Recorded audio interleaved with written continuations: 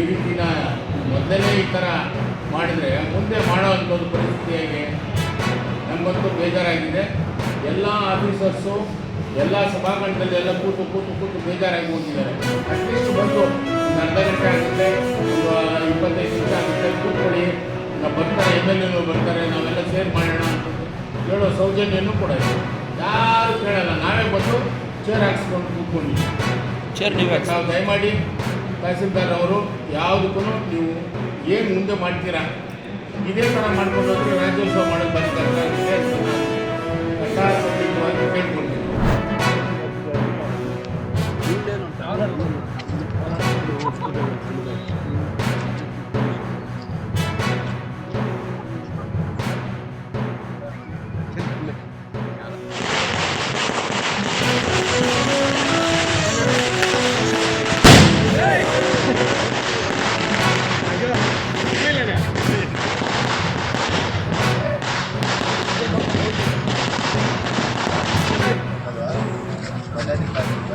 ನಾವು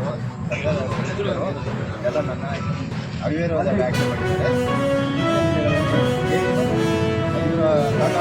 ಉತ್ತಮವಾಗಿ ನಡೆಸ್ಕೊಂಡು ಹಾಗೂ ನನಗೆ ಸಹಕಾರ ಮಾಡಿದಂಥ ಮಾಜಿ ಕಾರ್ಯಾಲಯ ಅಧ್ಯಕ್ಷರಾಗಬೇಕು ಮತ್ತು ಇಲ್ಲಿರೋ ಬಂದಿರೋ ಎಲ್ಲ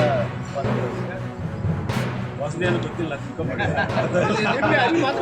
ನಡೆದಿದೆ.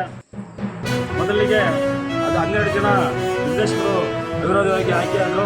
ಇವತ್ತು ಚುನಾವಣೆ ಪ್ರಕ್ರಿಯೆಯಂತೆ ಎಲೆಕ್ಷನ್ ಆಫೀಸರ್ ವಿಚಾರವಾಗಿ ಇವತ್ತು ಇಲ್ಲಿ ಅಧ್ಯಕ್ಷರ ಉಪಾಧ್ಯಕ್ಷರ ಚುನಾವಣೆ ನಡೆದಿದೆ.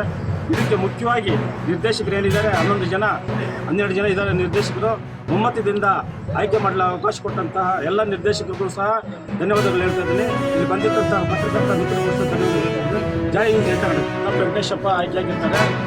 ಅದೇ ರೀತಿಯಾಗಿ ಉಪಾಧ್ಯಕ್ಷರಾಗಿ ವಿ ನಾಗಭೂಷಣ ಮತ್ತು ವೆಂಕಟೇಶಪ್ಪ ಅವರು ಆಯ್ಕೆಯಾಗಿರ್ತಾರೆ. ಎಲ್ಲ ನಿರ್ದೇಶಕರು ಹೇಳ್ಬೇಕಾ ಸಾಕ.